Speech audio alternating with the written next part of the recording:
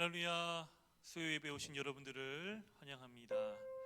우리 찬송가 259장 함께 찬양하시면서 하나님께 영광 돌리겠습니다.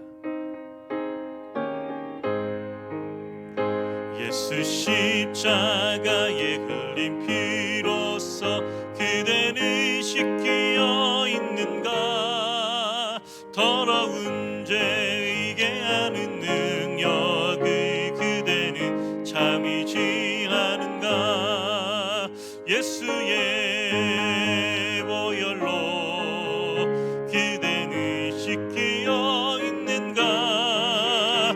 마음속에 여러 가지 죄악이 깨끗이 씻기어 있는가?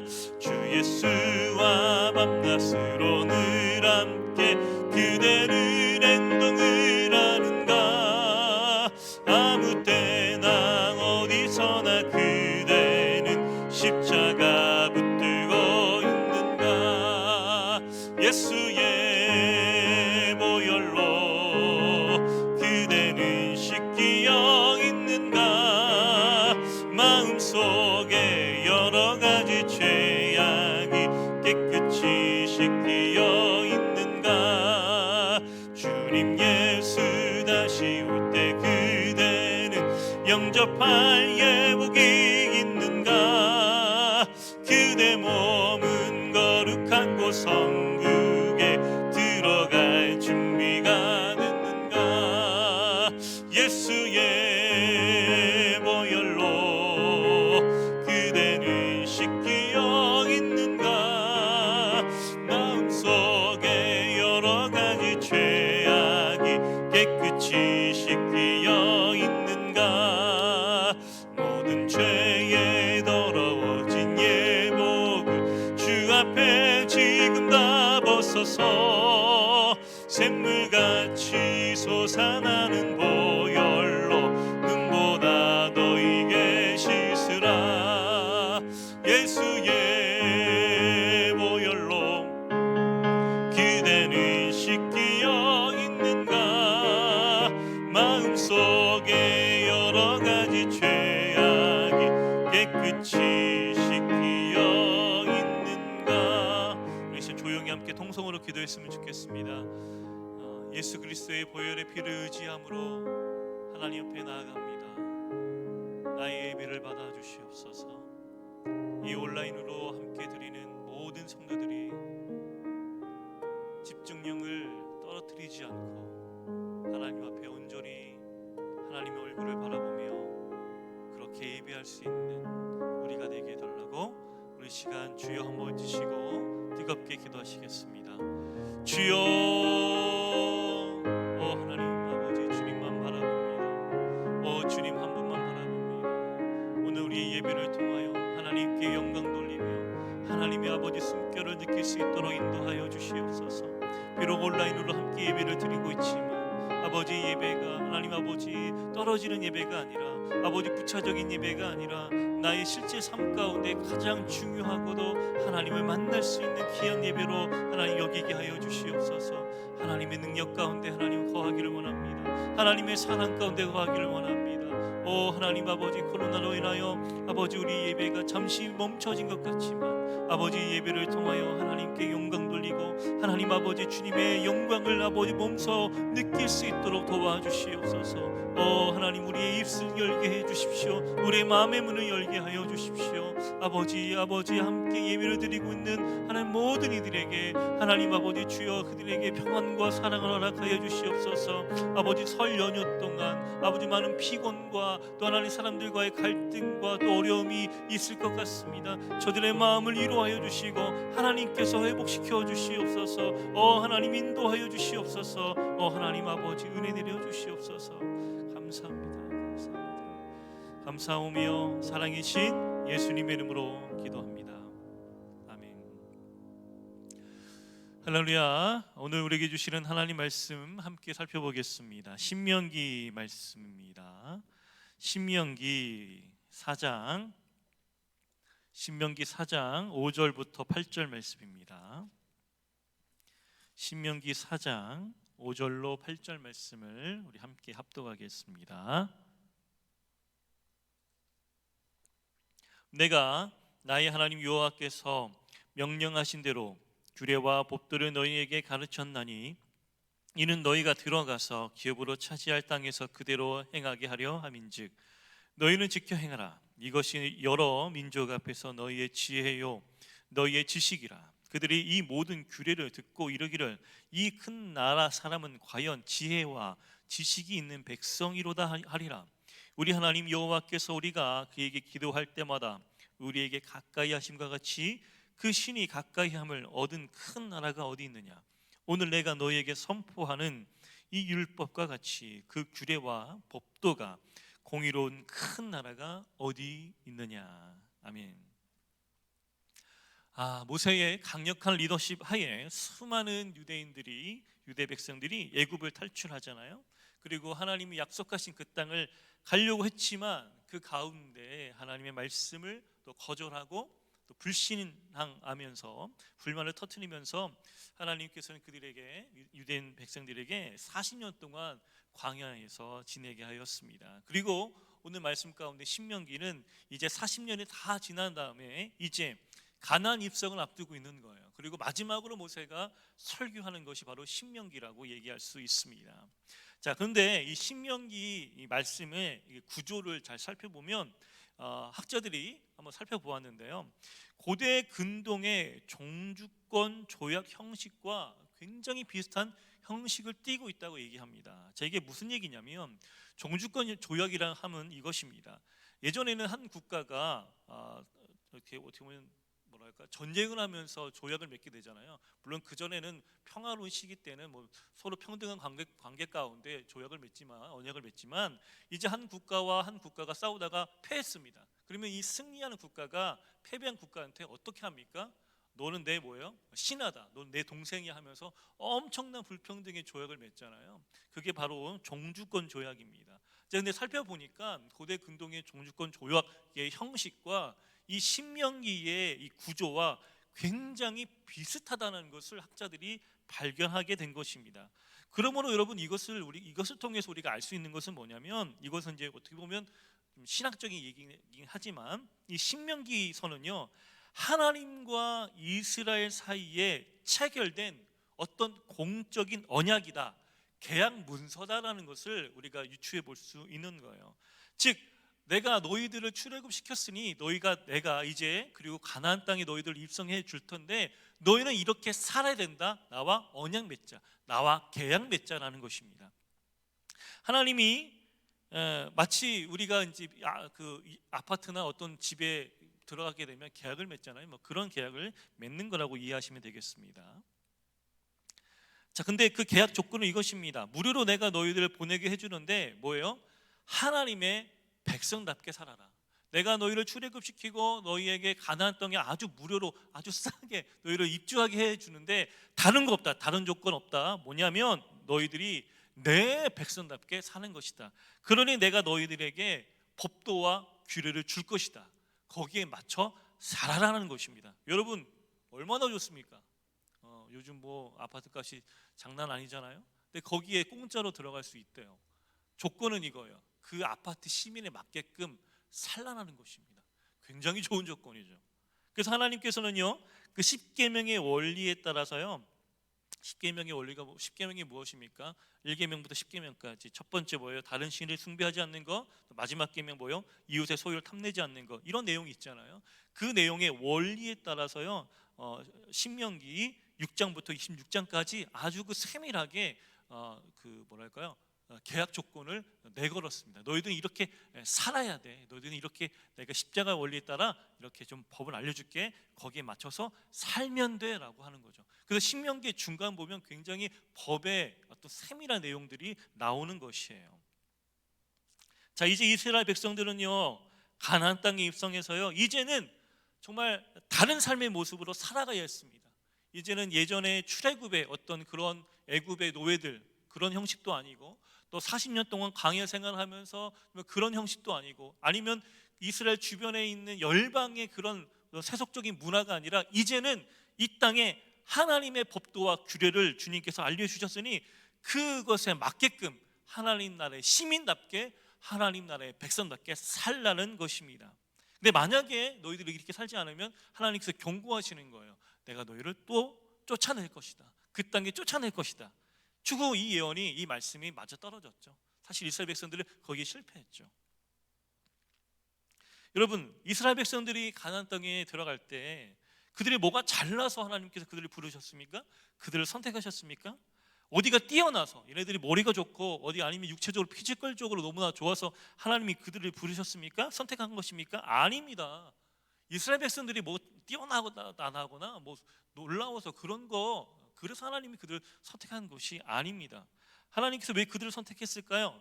신명기 7장 7절 말씀에 보면 이런 말씀이 있습니다. 왜 하나님이 그들을 선택했는지 하나님께서 말씀하십니다. 신명기 7장 7절입니다. 같이 한번 읽어볼까요? 여호와께서 너희를 기뻐하시고 너희를 택하심은 너희가 다른 민족보다 수요가 많기 때문이 아니니라. 너희는 오히려 모든 민족 중에 가장 적다라고 얘기하는 것입니다. 너희가 큰 민족이라서, 그래서 하나님이 너희를 부르시면 정말 너희가 잘 나갈 것 같아서, 너희를 선택하면 내 말씀을 잘 들어가지고 정말 세계 만방에 어떤 무슨 큰 민족이 될까봐 이렇게 어떤 장래성을 보고 투자한 것이 아니라는 거예요. 큰 나라가 아니었습니다. 사실 이스라엘 백성들은 출애굽 때 어땠습니까? 원래 민족 말살, 제노사이드, 그런 위기에 처해 있었잖아요. 그런 위기에 처해 있는 아무것도 보잘것없는 그런 민족이었습니다. 근데 하나님이 그들을 뭐예요? 선택하신 거예요. 자, 8절 말씀 같이 보실까요? 이어서 이렇게 말씀하십니다. 여호와께서 다만 너희를 사랑하심으로, 너희가 잘나서 선택한 게 아니라는 거예요. 뭐예요? 여호와께서 너희를 뭐예요? 사랑하심으로 말미암아 선택했다는 거예요. 뒤에 뭐예요? 또는 너희의 조상들에게 하신 맹세를 지키려 하심으로 말미암아 자기의 권능의 손으로 너희를 인도하여 내시되 너희를 그 종되었던 집에서 애굽 왕 바로의 손에서 속량했다라고 얘기합니다. 뭐예요? 하나님께서 이스라엘 백성들을 속량하신 이유, 출애굽에서 꺼내신 이유는 뭐예요? 단지 하나님이 너희를 사랑했기 때문에, 단지 조상들과 너희의 조상들과 언약을 맺었기 때문에 그 맹세를 지키기 위해서 너희를 구원해냈다는 것입니다. 그러면 여러분, 이스라엘 백성들이 잘난 거 하나도 없습니다. 어떤 능력이 뛰어난다거나 어떤 선의를 많이 해서 들어가는 것이 아니에요. 오직 하나님의 선의, 하나님의 은혜, 하나님의 사랑 때문에 들어가게 된 것입니다. 그러므로 하나님께서는요, 이 은혜 안에서 그들에게 이제 뭐예요? 그 백성에 맞는, 그 나라의 시민에 맞는 규례와 법도를 주시고 그렇게 살라고 율법을 주시는 것입니다. 다시 한번 4장 5절 말씀, 오늘 본문 말씀을 같이 읽어볼까요? 4장 5절 말씀 같이 한번 읽어보겠습니다. 내가 나의 하나님 여호와께서 명령하신 대로 규례와 법들을 너희에게 가르쳤다니 이는 너희가 들어가서 기업으로 차지할 땅에서 그대로 행하게 하려 함인즉. 이제 이스라엘 백성들은요, 그 땅에 들어가서 하나님께서 주신 그 법으로 살아야 했습니다. 법과 여러분, 규례가 무엇입니까? 법과 규례가 뭐예요? 그 나라의 정신과 철학이 엿보이는 거 아닙니까? 그 나라가 무엇을 지향하고 있고 무엇을 근간으로 살아가고 있는지 알려면 그 나라의 헌법을 보면 알 수 있습니다. 마찬가지입니다, 여러분. 하나님께서 그들을 출애굽시키시고 가나안 땅에 입성하시면서 그들에게 규례와 법도를 알려주셨는데, 그리고 뭐예요? 그 규례와 법도가 뭐예요? 10계명의 원리에 따라 구체적으로 율법을 주셨다고 아까 말씀드렸잖아요. 자, 그것을 통해서요, 우리는 이것을 알 수 있어요. 아하, 하나님께서 이스라엘 백성을 통해서 구현해낼, 이 땅에 구현해낼 하나님의 정신, 하나님의 뜻, 하나님의 철학을 우리는 볼 수 있었던 겁니다. 아, 하나님께서 정말 이런 나라 만들고 싶으셨구나, 이 땅 가운데. 아, 하나님 나라의 기초는, 정신의 기초는, 철학의 기초는 하나님 사랑이구나, 아, 이웃 사랑이었구나라는 것을 깨닫게 되는 거죠, 이 법을 보면요. 근데 많은 사람들이 하나님께서 어떤 율법을 주시고 또 규례를 주시고 법을 뭐 이렇게 준다는 이 말씀에 굉장히 불편해하는 사람들이 있습니다. 아니 좀 그 땅에 들어가서 좀 자유롭게 좀 살지, 왜 법을 알려주시면서 이렇게 하라고, 규례를 알려주시면서 이렇게 하라고, 굉장히 우리의 목을 옥죄는 것 같다라고 생각하시는 분들이 굉장히 많이 있습니다. 특히 자유를 좋아하는 그런 사람들이 이렇게 얘기하는 거죠. 어떤 사람들은 하나님의 은혜로 구원을 받았으면 이제 율법은 소용없는 것이 아닌가, 이렇게 말하는 사람들, 이른바 율법 폐기론자들도 있습니다. 여러분, 그렇게 생각하는 것은 아주 잘못된 것입니다. 사실 바울도요, 물론 율법의 악함을, 율법을 잘못 사용하는 유대 종교인자들을 비판했는데, 사실 율법이 악하다라고 얘기하지는 않았습니다. 율법은 무엇입니까? 선한 것입니다. 율법은 뭐예요? 하나님이 주신 거예요. 하나님께서 율법을 주신 이유는요, 이것을 지키지 않으면 벌 받을 거야라는 어떤 형벌적인 의미로 주신 것이 아니에요. 많은 분들이 이렇게 오해하고 계시죠? 그런 의미가 아닙니다. 그건 오해하는 거예요. 하나님께서 율법을 주신 어떤 의미를 이렇게 이해했으면 좋겠습니다. 하나님께서 먼저 뭐예요? 은혜와 사랑으로 그들을 선택했잖아요. 그들을 통해서 뭐예요? 이 땅 가운데 하나님 나라가 세워졌으니 그 나라에 맞는 질서를 주신 것입니다. 여러분, 당시의 고대 근동의 법과 그리고 문화를 보신다면, 여러분 이게 좀 전문적이기 때문에 여러분들이 비교할 수는 없지만 조금만 더 공부하다 보면 이 하나님 나라에 세워진 법과 어떤 이런 뜻들, 이런 의미들이 얼마나 대단한 건지 여러분들 깜짝 놀라게 될 것입니다. 그렇습니다, 여러분. 하나님 나라의 백성에 맞는 질서를 주신 것입니다. 은혜와 사랑의 하나님이 너희들이 이 법을 잘 지키면 너희들은 행복하게 살 수 있어 라고 얘기하는 거예요. 다른 민족들보다 더 행복하게 살 수 있어 라고 얘기해 준 거예요. 이른바 하나님의 선물인 거죠. 우리의 목을 옥죄려고 하는 게 아닙니다, 여러분. 그렇다면 하나님께서 유대인들을 통해서 이 땅에 하나님 나라를 세우셨는데, 자, 그렇다면 어떤 일들을 하나님께서 기대하셨을까요? 하나님 나라의 규례와 법도가 이 땅에 생겨났는데 이 땅의 법도와 이 세상의 법도와 동일할까요? 그렇지 않다는 것입니다. 세상과 다른 이스라엘의 법 체계를 보고 많은 사람들이, 많은 이방의 나라가 호기심을 일으켰습니다. 이방 백성들은요, 반응할 수밖에 없었던 것입니다. 아니, 어떻게 이렇게 선진적인, 어떻게 이렇게 합리적인 법이 있을 수 있지? 놀라는 것이죠. 여러분, 이것을 통해서 우리는 알 수 있는 것이 하나 있습니다. 바로 세상 사람들은요, 우리와 하나님 사이에서 일어났던 일을 볼 수 있다는 거예요. 우리가 하나님께 어떤 명령을 받았고 또 그 명령을 잘 수행하고 있으며, 그리고 그 수행을 해서 복을 받고, 혹은 그것을 잘못 수행해서 벌을 받는 그런 장면들을 보면서 이방 사람들을 볼 수 있는 거예요. 아, 하나님하고 이스라엘 백성들 가운데 무슨 관계가 있구나. 하나님께 복을 받으면 야, 정말 하나님이 살아계시는구나. 혹은 벌을 받아도 아, 정말 저들의 말하는 하나님이 살아있는 거구나. 야, 정말 저들의 놀라운 세상을 보니, 저들의 놀라운 법을 보니, 놀라운 삶을 보니 뭔가 다르구나라는 것을 볼 수 있었다는 거예요. 6절 말씀 함께 읽어볼까요? 6절 말씀, 너희는 지켜 행하라. 이것이 여러 민족 앞에서 너희의 지혜요 너희의 지식이라. 그들이 이 모든 규례를 듣고 이러기를 뭐라는 거예요? 야, 이 큰 나라 사람은 과연 지혜와 지식이 있는 백성이로는, 예, 본다니까요. 깨닫게 된다니까요. 야, 정말 이 큰 나라 백성들의 지혜와 지식을 봐라, 경탄하는 것입니다. 하나님 보이지 않죠. 하나님 보이지 않죠. 근데 우리의 삶을 보고, 우리의 세상을 보고, 우리의 생각을 보고, 우리의 행동을 보고 보게 되는 것입니다. 다르다. 저 지혜와 지식을 한번 봐봐라. 다르다 라고 경탄하는 것이죠. 사랑하는 여러분, 지금도 마찬가지입니다. 우리에게는 하나님께서 우리가 수행하도록 어떤 미션을 주셨습니다. 사명이 있습니다. 우리가 그 사명을 지켜 행할 때 믿지 않는 사람들이 보게 되는 거예요. 우리를 통해 누구를? 하나님을 보게 된다고요. 7절 8절 말씀 또 한번 읽어볼까요? 이것은요, 이 말씀은요 단순히 어떤 보는 것을 넘어서요 비교까지도 하게 됩니다. 비교. 자, 7절과 8절 말씀 같이 한번 읽어보겠습니다.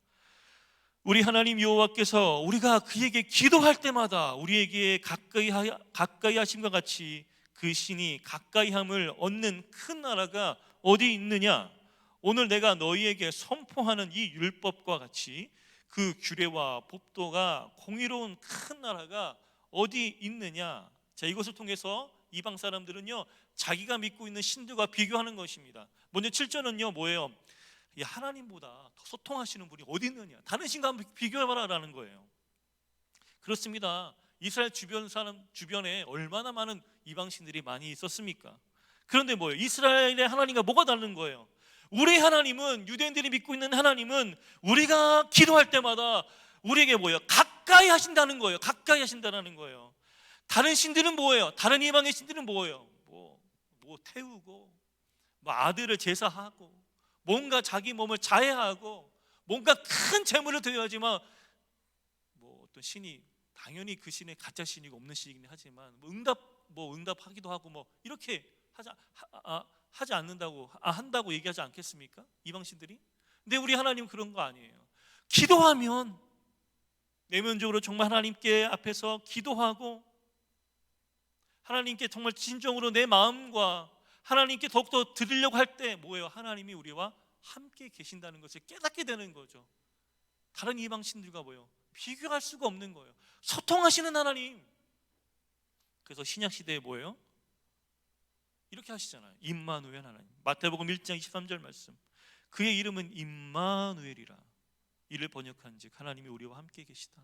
할렐루야.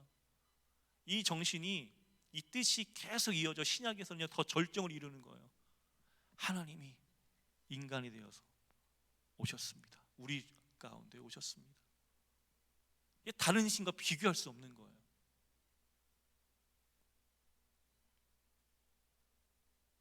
팔절 말씀은 무엇입니까? 유대인들에게 내려준 규례와 법도만큼 공정한 나라가 어디에 있느냐고 묻는 것입니다. 그 규례대로 산다면 이만큼 공정한 나라가 없을 거라고 얘기하는 거예요. 여러분, 요즘 대선을 보면서, 대선 전국이잖아요. 여러분, 얼마나 뽑을 사람이 없느냐며 한탄하고 있지 않습니까? 요즘 대선의 키워드는 뭐예요? 공정이잖아요. 공정. 여러 가지도 있지만 어떤 사람이 될 때 공의롭고 나라가 더 공정할 수 있을까? 그런 거 보면서 뽑는 거죠. 근데 안타까운 건 나오는 건 뭐예요? 맨날 뉴스 가운데 욕 아니면 욕설 아니면 굿. 이게 뭡니까? 정말 뽑을 사람은 없는 것 같아요. 근데 여러분, 우리가 어떤 대선에 어떤 사람을 뽑아도요, 정말 우리가 기대하는 어떤 공정, 공의 이런 것들이 나올 수 있을까요? 아니요. 그렇지 않습니다. 우리가 기대할 수 있는 수준, 그런 거 나오지 않을 것입니다. 여러분, 우리가 소망하는 공정, 공의가 바로 뭐예요? 하나님 나라 안에서만, 하나님 안에서만 이루어질 수 있다는 거예요. 그런데 여러분, 이것이 죽어서 가는 하나님 나라가 아니라 하나님께서 이 땅 가운데 우리에게 보여주신 거예요. 규례와 법들을 통해서. 그러니까 이것을 잘 지키면 뭐예요? 이보다 공의로운 나라가 어디 있느냐라고 한번 비교해보라고 주님께서 말씀하시는 거예요. 놀라운 말씀 아닙니까? 여러분, 요점은 이것입니다. 이스라엘 백성들이 하나님께서 이동한 대로 살았다면, 하나님이 주신 규례와 법도대로 살았다면 정말 이스라엘은 매력적인 나라가 되었을 거라는 거예요.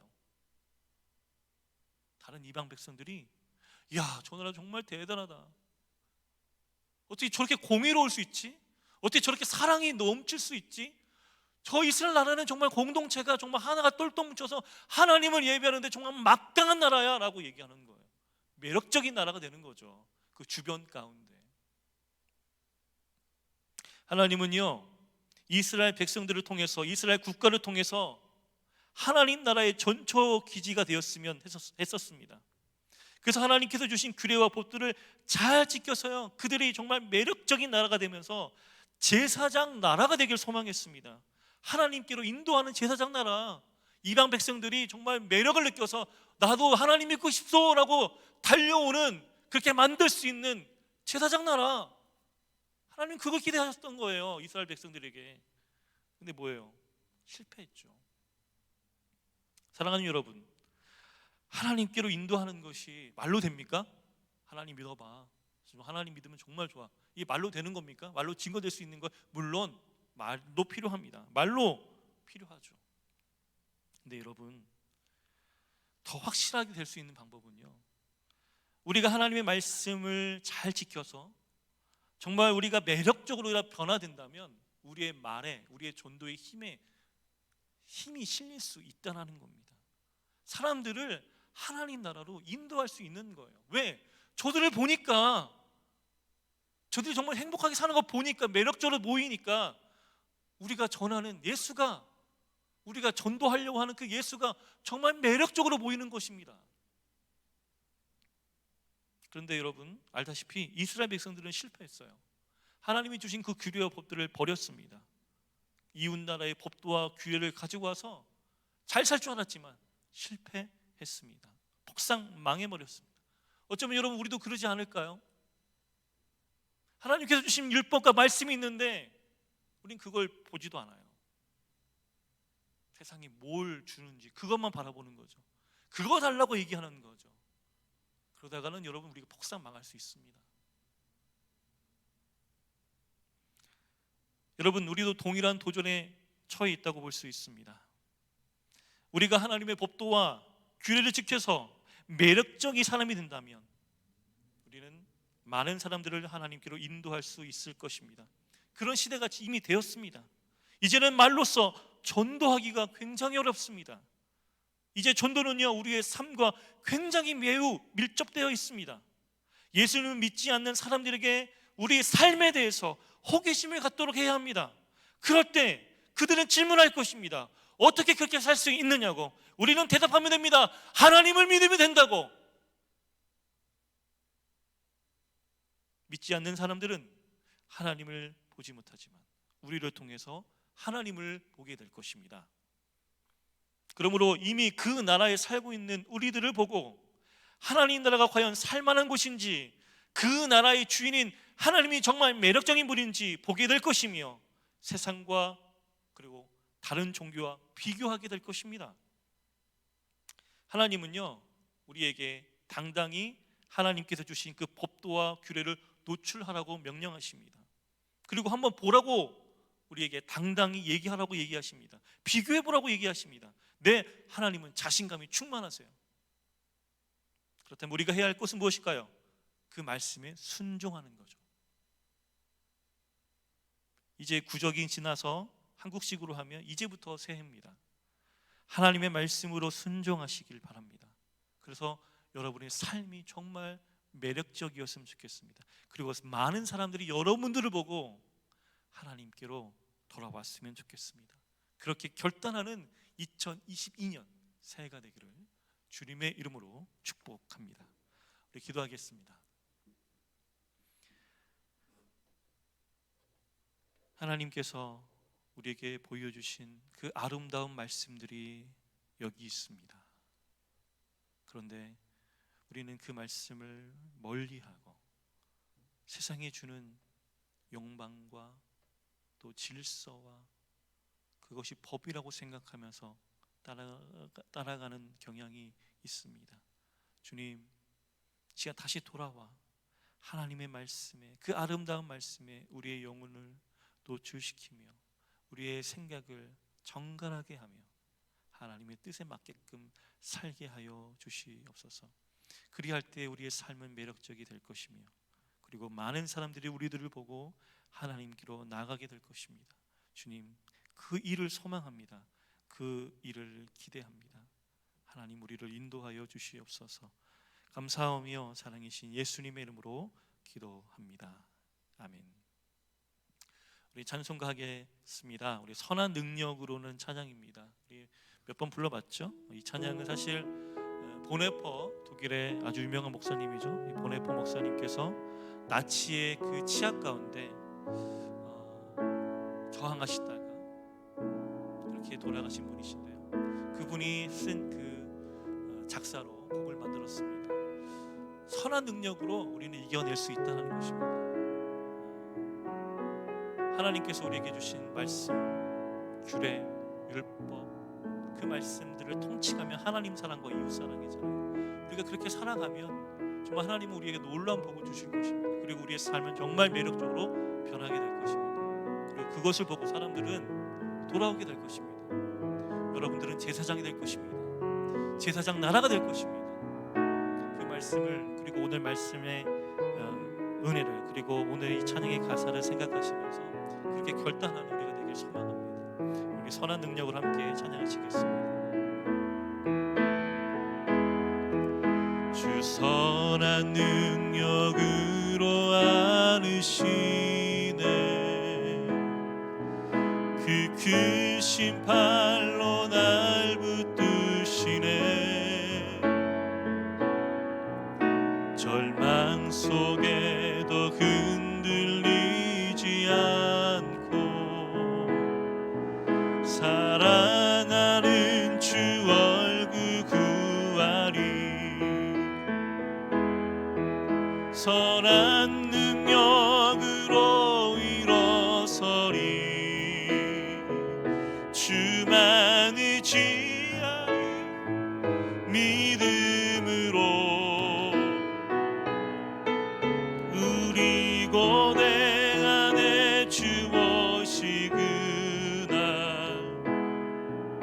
영광의 새날을 맞이하리.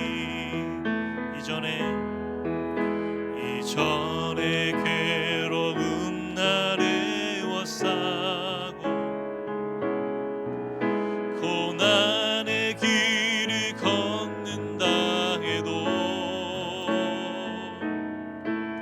주님께 모두 맡긴 우리 영혼, 끝내 승리의 날을 맞으리. 선한 능력으로 일어서리. 주만 의지하리. 믿음으로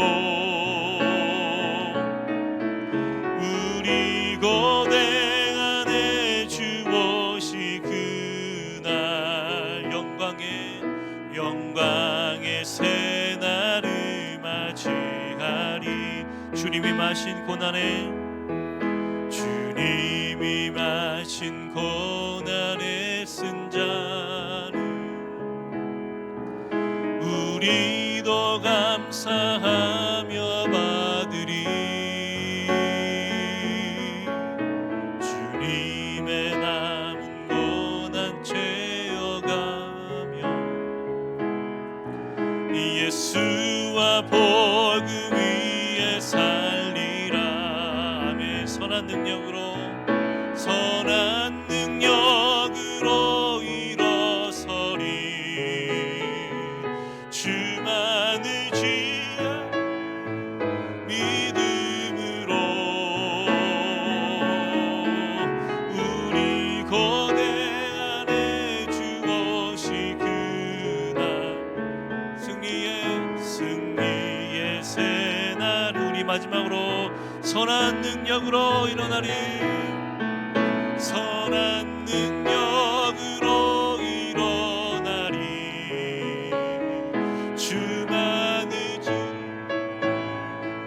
믿음으로 우리 고대 안에 주 오시 그날 승리의 새날을 맞이하리. 우리 이제 통성으로 함께 기도하겠습니다. 하나님, 우리의 선한 능력으로 많은 사람들에게 도전을 주며 그들을 하나님께로 인도하기를 원합니다. 하나님, 우리가 세상에 수많은 것들에 유혹되지 아니하고 하나님의 신실한 백성 되게 해주시고 그 나라에 맞는 규례와 법도를 가지고 살아가게 해주십시오. 하나님은 분명히 우리를 고쳐주실 것입니다. 하나님은 분명히 우리를 새롭게 하실 것입니다. 하나님께서 주신 그 약속을 의지하면서 또한 결단하면서 그렇게 하나님께 기도하고 우리 주기도문으로 예배를 마치도록 하겠습니다. 우리 함께 기도하겠습니다. 하나님 아버지 감사합니다. 아버지 인도해 주십시오. 아버지 하나님 인도해 주십시오. 하나님 아버지 하나님 주님께서 우리에게 베풀어 주신 그 은혜와 사랑이 있습니다. 하나님 아버지 우리가 주님의 말씀대로 산다면 우리가 어떻게 변하게 될까요? 하나님 우리가 얼마나 큰 아버지 능력과 아버지 놀라운 사랑으로 변하게 될까요? 하나님 아버지 하나님 주님께 주십시오. 주님 감사합니다. 주님 아버지 하나님 주님 인도해 주십시오. 아버지 감사합니다. 주님 아버지 주님의 능력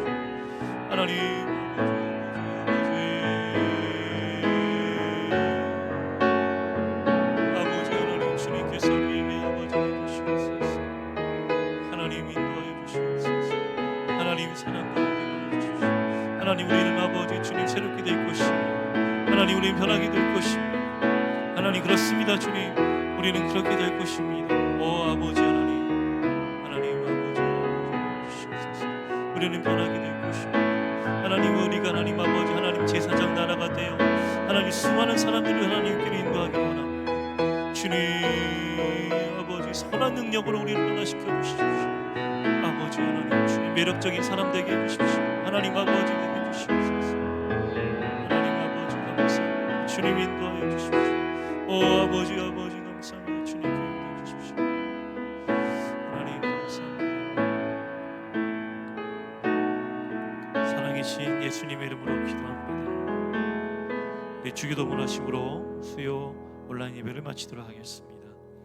하늘에 계신 우리의 아버지여 이름이 거룩히 여김을 받으시오며 나라가 임하시오며 뜻이 하늘에서 이루어진 것 같이 땅에서도 이루어지이다. 오늘 우리에게 일용할 양식을 주시옵고 우리가 우리에게 죄 지은 자를 사하여 준 것 같이 우리 죄를 사하여 주시옵고 우리를 시험에 들게 하지 마시옵고 다만 악에서 구하시옵소서. 나라와 권세와 영광이 아버지께 영원히 있사옵나이다. 아멘.